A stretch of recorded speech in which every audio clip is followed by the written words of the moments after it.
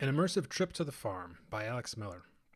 The Catamounts Pride of the Farm takes a page from Colorado history.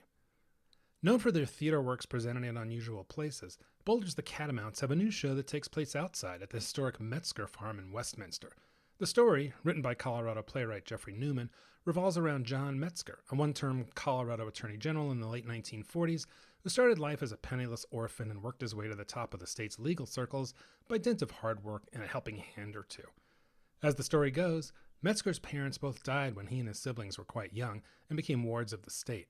At 12, he was shipped off to work on a farm in Sterling, but he only lasted a year before running away to Denver where he met attorney Hugh Neville while trying to sell him a typewriter.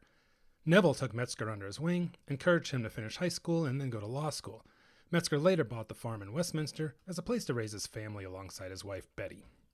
And so the set for Pride of the Farm is the former home of the protagonist, played by Jason Maxwell as an adult, and his younger self by Tanis Joaquin Gonzalez. After audience members gather outside the farmhouse, they're greeted, sort of, by a caretaker, Maggie Teasdale, who's clanging a bell looking for one of the Metzger kids. She then gives some strident instructions to the audience about what we're to do and where to go. Quick note, mosquitoes abound at the farm, so wear bug spray before arriving or take advantage of the cans made available at the entrance. Audience members are encouraged to follow different characters, so what you experience in some scenes is dependent on who you follow.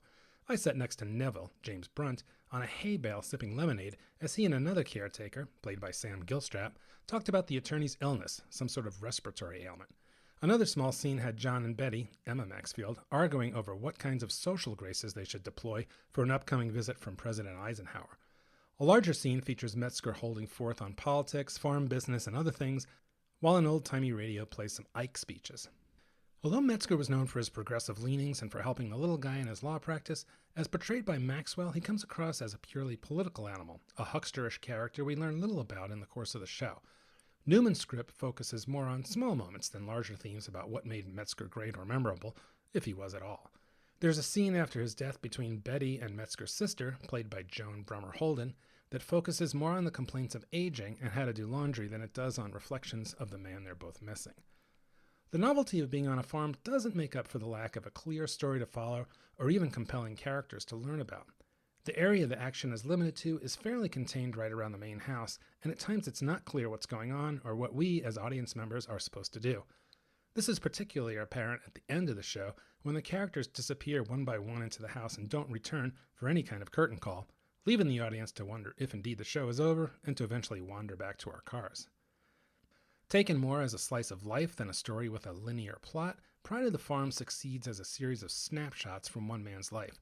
Director Amanda Berg Wilson has assembled a strong cast that's game to interact with audience members and help depict life in mid-20th century Colorado.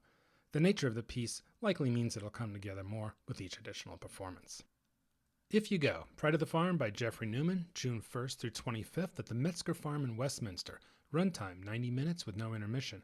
Directed by Amanda Berg Wilson, featuring Jason Maxwell, Emma Maxfield, Maggie Tisdale, James Brunt, Tanis Joaquin Gonzalez, Joan Brummer Holden, and Sam Gilstrap.